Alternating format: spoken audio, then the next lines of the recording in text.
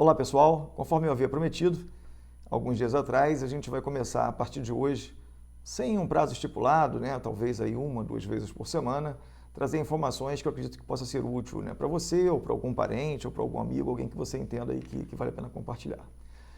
Essa ideia ela nasceu fruto de conversas com vários amigos, com colegas de profissão, em virtude da bagagem que a gente acabou trazendo aí ao longo dos últimos tempos, dos últimos anos, e que eu creio que possa servir de alguma maneira para poder colaborar. Eu estou chamando de um programa com a nomenclatura do que são as relações sociais, os conflitos e os efeitos na família. E para a gente poder iniciar, não vai haver uma sequência efetiva, mas baseado naquilo que as pessoas mais demandam, que mais têm dúvidas. E para o nosso primeiro encontro, nós vamos conversar hoje sobre a guarda dos filhos. Então, vamos lá. Bom, para que a gente possa iniciar, quando a gente fala em guarda dos filhos, essa própria situação desse nome, ele dá uma interpretação muito equivocada. Porque quando a gente fala guarda, é como se você estivesse guardando um objeto. E é exatamente tudo isso que não se deve pensar, que não se deve desejar, que especialmente não se deve atuar. Essa ideia da guarda dá uma ideia de posse e propriedade. Quando a gente fala de uma coisa tão preciosa, que são os filhos, eles recentemente foram elencados, foram elevados especialmente a Constituição, na condição de sujeitos de direito. Ou seja, não são objeto, são pessoas efetivamente que têm direitos, assim como nós, mas que são caracterizados de acordo com a idade, quanto mais novos, são chamados de incapazes, porque são incapazes de decidir e de discernir. E por conta disso, é natural que você precise ter um acompanhamento, que você precise ter comportamentos, enquanto pais, enquanto pai, enquanto mãe, enquanto genitores, enquanto parentes, que possam dar seguimento na formação, na criação dessa criança, desse adolescente, até que ele complete aí a maioridade de 18 anos. Então, o nome guarda, a gente precisa já, logo de início, entender que o nome não é bom, o nome não ajuda. Tanto que a lei, o Código Civil, ele traz da proteção da pessoa dos filhos. E é basicamente nisso, nessa situação da proteção física, da proteção intelectual, em que a gente vai apresentar para vocês o que significa efetivamente essa situação da guarda. A gente vai começar trazendo para vocês uma coisa que é muito importante, que são os tipos de guarda. Hoje, o direito brasileiro ele traz apenas 2 tipos de guarda. A guarda unilateral e a guarda compartilhada. Em que pese que muitas pessoas, até muitos colegas ainda falam na guarda alternada, a guarda alternada ela não existe do ponto de vista jurídico. Mais à frente a gente vai observar que no máximo que a gente tem é uma residência alternada. Mas a guarda ela é especificamente a guarda unilateral, ou seja, de uma pessoa, em regra, ou da mãe ou do pai, e a guarda compartilhada. Entretanto, a regra hoje no direito brasileiro é que seja aplicada a regra da guarda compartilhada. Mas e compartilhar o quê? E essa seria, assim, a pergunta mais importante que a gente teria para poder apresentar, porque o compartilhamento da educação, o compartilhamento da formação, o compartilhamento das decisões da vida daquela criança e daquele adolescente. Não há como negar que essa situação do compartilhamento é, sem dúvida nenhuma, e levou-se muito tempo para chegar a essa conclusão, que o compartilhamento dessas decisões, o compartilhamento dessa formação dessa criança e desse adolescente é a melhor que pode existir. Por quê? Quando a gente pensa em guarda compartilhada, há uma necessidade de haver um consenso. Mas, ainda que não haja um consenso entre os pais, pai e mãe, a lei assegura, com algumas exceções que a gente vai tratar aqui, que a guarda seja compartilhada, mas não a situação de guarda alternada. Bom, vamos primeiro analisar aqui uma situação do contexto histórico. Não há como negar que a figura da mulher na sociedade, ela vem tendo avanços muito significativos. A mulher realmente, ao longo da história, quando a gente observa, ela foi aí a responsável pelos cuidados, enquanto mãe, pela formação, é o que diziam as pessoas, né? A célula máter da sociedade, né, enquanto família, era a mãe, a responsável na manutenção da família. E isso, se por um lado teve um lado muito positivo, por um outro tem um lado muito negativo, que fez com que houvesse um despreparo dos homens enquanto criadores, enquanto guardiões, enquanto tomadores de conta, enquanto formadores daquelas crianças. A gente sabe que na história, ao longo do tempo, o homem era responsável em fazer a provisão dos alimentos, em prover, né, a casa, enquanto a mulher ficava relegada lá às questões domésticas. E isso, obviamente, e em bom tempo, já acabou há algum tempo, onde a gente consegue fazer no espaço temporal, falando em termos de mundo, né, a Revolução Industrial trouxe isso de maneira muito forte. A Revolução Industrial ela é marcada justamente pelo ingresso da mulher no mercado de trabalho e, com isso, o homem começa a precisar dividir as tarefas que até então não eram dele, que são as tarefas domésticas, notadamente o cuidado com a prole, né? O cuidado com os filhos, o cuidado com as crianças, independentemente da idade. Então, por conta disso, esse avanço que aconteceu da mulher no mercado de trabalho, por outro lado, precisou haver um avanço no homem enquanto responsável também pela família, mas o responsável do ponto de vista psíquico também, e não somente o responsável financeiro, como foi durante muito tempo. E não foi diferente no Brasil. A gente, durante muito tempo, nós tínhamos aqui a lei de 1916. Então, observe, era uma sociedade absolutamente diferente, eram pensamentos absolutamente diferentes, que só foi tendo a sua modificação e muito consagrada a partir da Constituição de 1988. Então, em 1988, a Constituição, logo nos seus primeiros artigos, diz o seguinte: os direitos são iguais para homem e mulher. Até porque, até um tempo atrás, né, antes da Constituição, ainda no Código de 16, a mulher não podia votar, a mulher não podia trabalhar, a mulher precisava ter autorização do marido, né, para poder fazer alguma coisa, vender alguma coisa. E isso, finalmente, em 88, deixa de existir e a Constituição consagra os direitos iguais, tanto para homem como para mulher. Mas, a partir daí, se por um lado a gente teve um avanço, né, da mulher nessa questão dos direitos iguais, restava ainda trazer algumas mudanças com relação à família. E isso, em 2002, passa-se a existir aí uma nova leitura, uma nova formatação do Código Civil, a lei principal, né, que rege as relações sociais, as relações humanas, notadamente os direitos das famílias. Então, a partir de 2002, já começa a aparecer mudanças nessa situação da família. Obviamente, quando a gente fala em termos de guarda, somente lá com o ECA, ou seja, o Estatuto da Criança e do Adolescente, começa a aparecer uma situação muito forte, que é a valorização e os interesses da criança. Não é à toa que o Estatuto da Criança e do Adolescente, do ano de 90, ele traz para a gente o princípio do melhor interesse da criança, que, para efeito do Código Civil, né, da lei principal, da questão da guarda dos filhos, demorou um pouco, mas com muitos movimentos, com muitas organizações que homens começaram a apresentar na sociedade, até porque quando se falava em guarda dos filhos, sempre se pensava na questão da mãe, ou seja, quem é que tem a capacidade, quem é que tem a competência, é a mãe. Mas o mundo moderno fez isso mudar. Na linguagem, inclusive, de doutora Maria Berenice Dias, o homem passa a perceber a delícia que é poder cuidar das crianças, poder conviver melhor com as crianças. Então, no ano de 2008, aparece, então, no nosso ordenamento jurídico, a lei da guarda compartilhada. E a partir dali foi um avanço muito significativo, né? Porque ele traz, essa lei de 2008, faz uma alteração significativa no Código Civil de 2002, introduz, né, a guarda compartilhada já como uma regra, mas com um defeito. A redação, ela trazia assim, sempre que possível. E no sempre que possível, não era incomum em que os juízes, ao observar que havia um estado de animosidade, né, como a gente chama de beligerância entre pai e mãe, observando isso, o juiz concedia a guarda unilateral e normalmente para a mãe.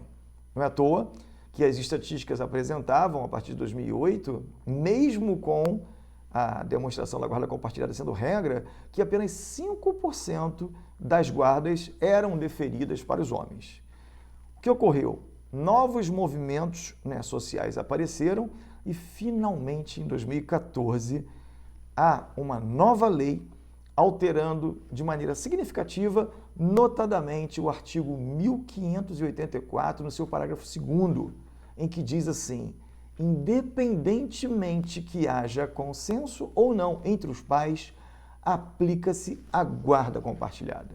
E isso foi uma vitória de maneira assim, muito significativa, não foi para o pai, mas sim para a criança. Porque, apesar de sabermos todas as dificuldades que as mães, que as mulheres tiveram ao longo do tempo, ainda também acontecia, e infelizmente até nos dias de hoje ainda acontece, o lado mais nefasto, o lado mais negro, de se utilizar a criança naquela ideia de objeto e não como sujeito de direito, com algum poder de barganha. E isso, obviamente, é péssimo para as crianças. Então, a partir de 2014, a regra, que já era desde 2008, a guarda compartilhada, passa então efetivamente a ser aplicada. Tanto que o percentual, né, das guardas compartilhadas aumenta significativamente, da ordem de 5% em 2008, para a partir de 2014 em torno de 30%. E esse percentual ele vem aumentando de maneira muito mais significativa. E aí, quando é que você não faz a aplicação da guarda compartilhada? Somente por duas situações.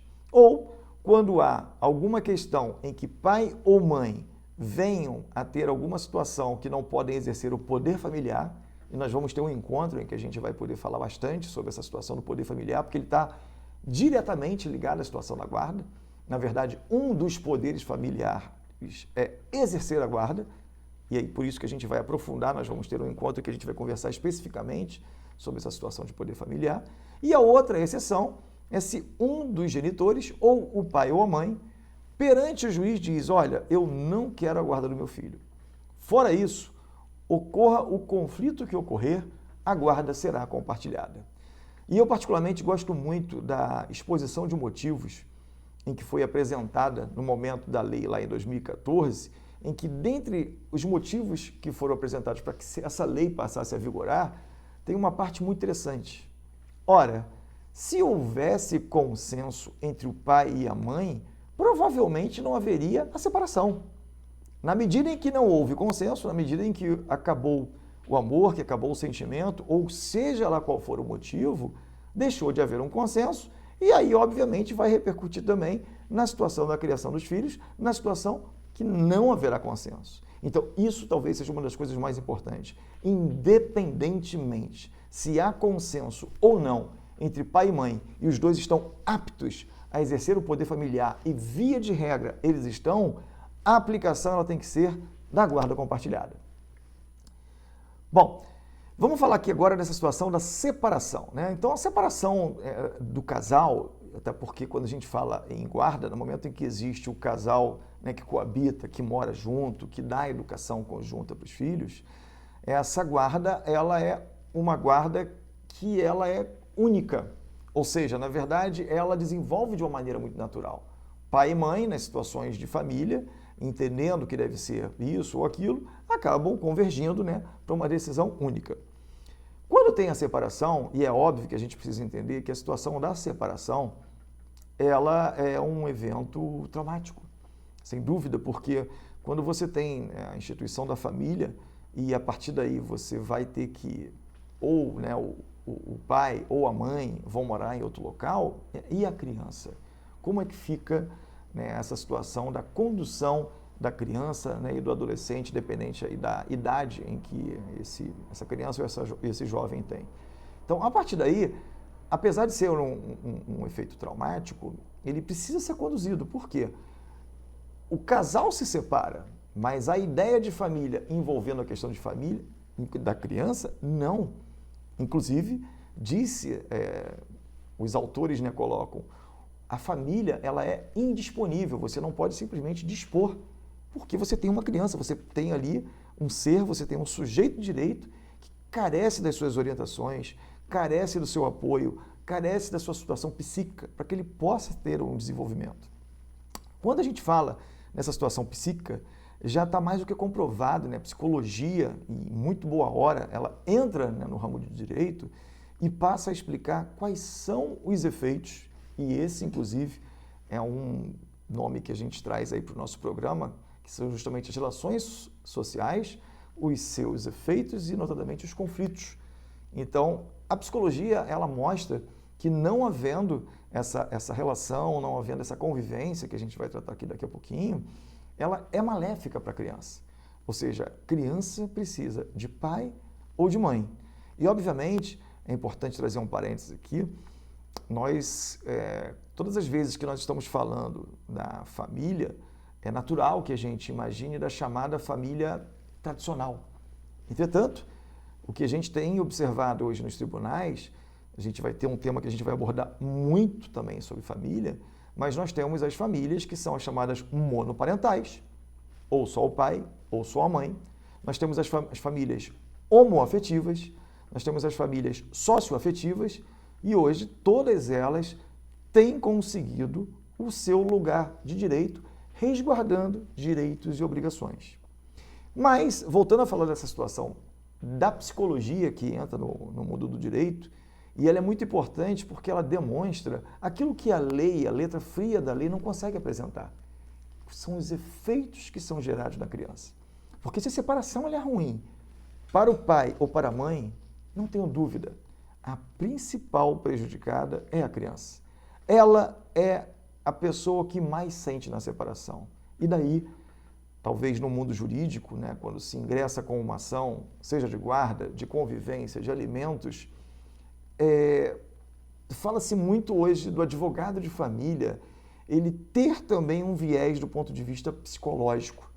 Ele precisa, né, assim como o juiz, assim como o promotor de justiça, buscar uma conciliação, buscar uma mediação. Porque quando a gente fala em direito de família, especialmente quando a gente está tratando de criança, o direito que rege, o princípio que rege é o princípio do melhor interesse da criança. Por isso, quanto mais conflituosa for a relação entre os ex-casais, mais minuciosa precisa ser a decisão, precisa ser a sentença do juiz para resguardar o melhor interesse da criança. Muito se fala, inclusive, no direito do pai poder querer, no direito da mãe.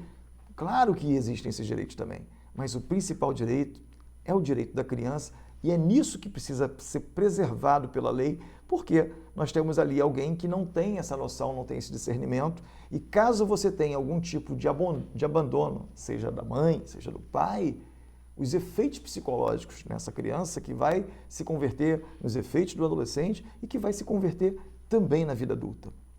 Por isso que quando existe a definição, né, das ações, uma outra nomenclatura arcaica, uma outra nomenclatura que, apesar, né, de muitas pessoas ainda quererem utilizar, não se fala mais em direito de visitação. Não. Porque quando você fala a ideia, quando você traz a ideia do direito da visitação, você traz a ideia, via de regra, por conta da história, que a mãe, ao ser a detentora da posse e da propriedade, ela vai permitir que o pai vá fazer uma visita para aquela criança, para aquele adolescente. E isso está absolutamente ultrapassado. O que se fala hoje é na convivência familiar.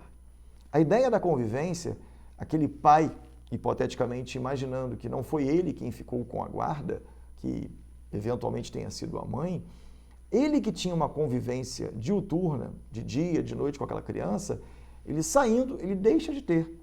E aí é necessário que ocorra uma convivência, como a lei fala, equilibrada. E esse equilíbrio, ele é absolutamente natural, porque quando a gente para também para analisar do tempo passado, o que se tem na cabeça da sociedade é assim, bom, o casal se separou, o filho fica com a mãe, e daqui a 15 dias o pai vai fazer uma visita. Isso é absolutamente ultrapassado e isso, inclusive, deixa de ser amparado pela lei com o advento da guarda compartilhada. Porque o compartilhamento é o compartilhamento da formação dessa criança, é o compartilhamento da educação dessa criança. São as questões dos aspectos morais, dos aspectos materiais. A convivência, por exemplo, na escola da criança. Imagina que aquela criança, somente a mãe é que vai levar e buscar na escola. Ora, isso perante as demais crianças, elas começam a ser cobradas. Poxa, você não tem pai, o seu pai nunca vem. E por isso que o direito vem resguardar, porque essa ideia da guarda compartilhada é a convivência que vai ocorrer de maneira equilibrada para que a mãe vai numa festinha, o pai também vai numa festinha. A mãe vai pegar na escola, o pai também vai pegar na escola. A mãe vai levar ao médico, o pai também vai levar ao médico. Até porque, quando a gente fala em guarda compartilhada, é importante a gente ter em mente dos direitos, mas principalmente dos deveres que tem tanto mãe quanto pai. E aí tem uma situação extremamente interessante, porque a gente fica sempre centrando em pai e mãe para poder ter a guarda. E aí talvez eu traga, você já deve conhecer alguém, você já deve ter ouvido falar, algumas vezes, seja por uma questão do poder familiar, seja por uma inaptidão, né, ou de pai e de mãe, a guarda e a guarda compartilhada, ela pode ser compartilhada entre pais e avós, por exemplo, muitas das vezes, por uma questão, né, de trabalho, quem acaba tendo maior convivência com aquela criança é uma avó, é um avô, é um tio, pode ser até um irmão mais velho. Então é importante que se diga que não tem qualquer vedação de que a guarda seja compartilhada com pais e avós, com pais e irmãos.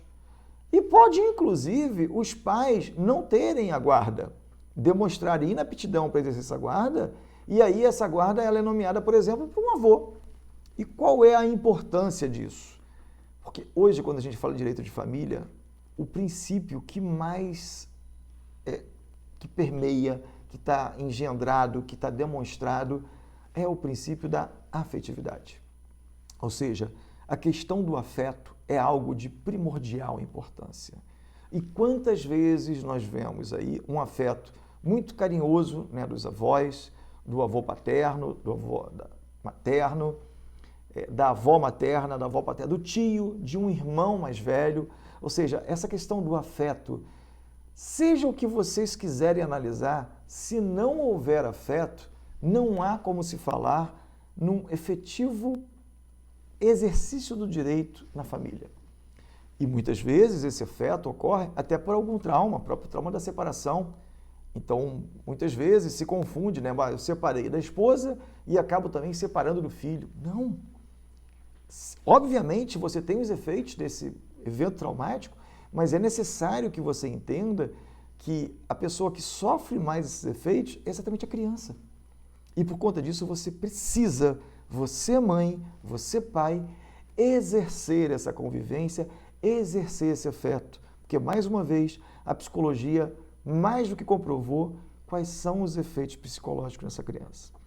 Por conta disso, nessa ideia dos deveres, é importante que a gente tenha em mente que os deveres básicos, né, de quem é o guardião, você tem a assistência moral, você tem a assistência material, você tem assistência educacional, você tem assistência psicológica. Ou seja, você precisa trazer esses elementos, você precisa fazer a formação dessa criança. E quando a gente fala dessa formação, é o acompanhamento escolar. Né? Como é que aquela criança está se desenvolvendo na escola? É o acompanhamento das relações, com quem aquela criança, aquele adolescente está se relacionando.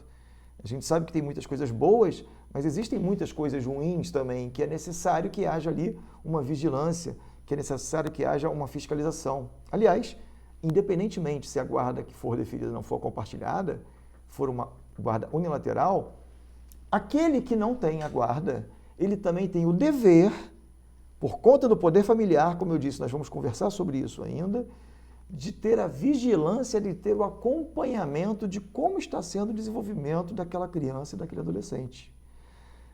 Tanto é que essa situação dos deveres do guardião, para vocês terem uma ideia, hoje é muito comum que as pessoas falam assim, o pai nem quis saber, não visita, não acompanha, e hoje no direito existe lugar para que você ingresse, né, judicialmente, para que aquele pai cumpra com o seu dever, que é justamente conviver com o filho.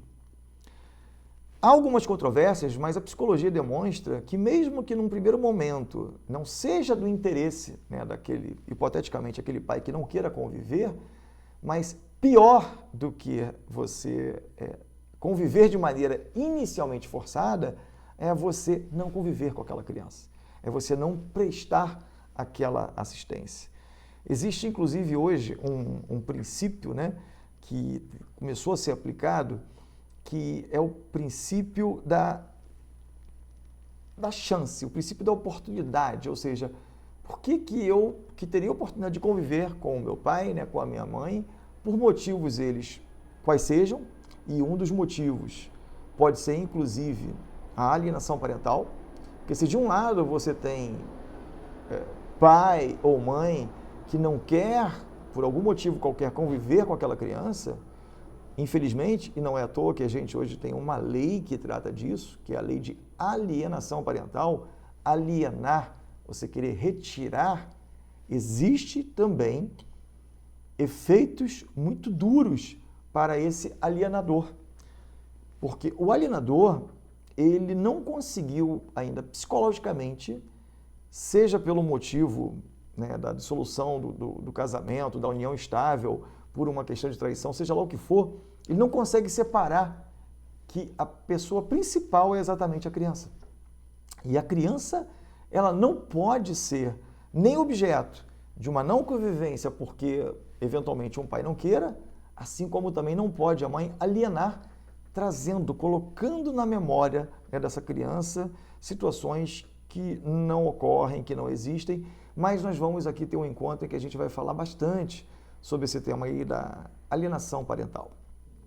Voltando a falar dos deveres, né, do guardião, é extremamente importante que a gente entenda que ao você assumir essa condição de pai e de mãe, e quando você aí tem um filho, naturalmente você já se torna responsável. Inclusive, nessa ideia do afeto, existe uma frase muito célere, né, que diz assim: tu é responsável pelo que cativas. E essa situação, ela é diretamente ligada exatamente ao quê? À afetividade. Então, quando nasce uma criança, você, por questões de natureza, você já tem esse dever, né, dessa formação, desse equilíbrio, dessa educação que tem uma criança. E quando separa um casal, você não deixa de ter isso. Como eu falei atrás, a gente tem, obviamente, as exceções, mas as exceções, elas só existem para poder comprovar a regra. E a regra que nós temos hoje é a regra da guarda compartilhada, é a regra em que pais e mães são responsáveis, e a psicologia explica isso de maneira muito exemplificada. Aliás, a gente vai ter alguns encontros aqui que nós vamos falar muito mais do ponto de vista psicológico, né, dos efeitos, do que da questão do direito, da lei propriamente dita. E aí, chegando para o final, queria trazer para vocês também que, para vocês que não têm filhos, né, para vocês que eventualmente são um casal, seja aí de qual gênero for, e por algum motivo optaram de não terem, né, um filho, mas vocês conhecem muitas pessoas que têm os seus chamados pets, né? Um cachorro, um gato, um pássaro, enfim, os pets. E hoje, o direito brasileiro ele já consegue também consagrar essa ideia da guarda também para os pets. Ou seja, então você que eventualmente tem aí esse animal, né, de estimação, esse membro da família, é muito comum as pessoas, eu tenho um filho de 4 patas, e aí eventualmente você também está sujeito a passar por um processo, a passar por um evento traumático de uma separação. É importante dizer que existe também na lei amparo para que ocorra essa divisão, e ela é muito paritária com a ideia da guarda compartilhada. Ou seja, você tem aquele animal conjuntamente, na hora da separação, é como se assim, não, o imóvel fica para um, o automóvel para outro, e o cachorro, não. O pet também, hoje, né, do direito, ele também é considerado, né, um membro de uma família estendida, né, como se chama, e a partir daí você tem como recorrer a esse direito também. Bom, pessoal, eu espero nesse nosso primeiro encontro ter sido útil de alguma forma. Se do que você ouviu aqui você tiver alguma dúvida, será um prazer com que você encaminhe para mim, né, essas dúvidas.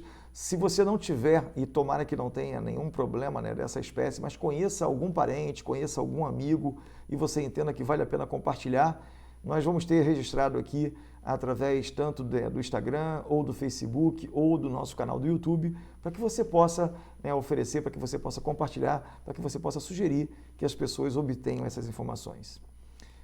Hoje eu me despeço, né, fico por aqui, agradeço a atenção de vocês e nos vemos aí no próximo encontro. Até lá!